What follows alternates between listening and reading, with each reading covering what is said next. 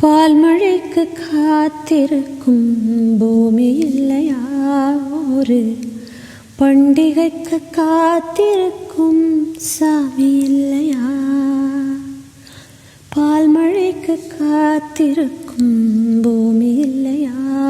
ஒரு பண்டிகைக்கு காத்திருக்கும் சாமி இல்லையா? வார்த்தை வர காத்திருக்கும் கவிஞன் இல்லையா? நான் காத்திருந்தால் காதல் என்னும் நீளும் இல்லையா? கண்ணீரில் தீ வளர்த்து காத்திருக்கிறேன், உன் காலடி தடத்தில் நான் போத்திருக்கிறேன்.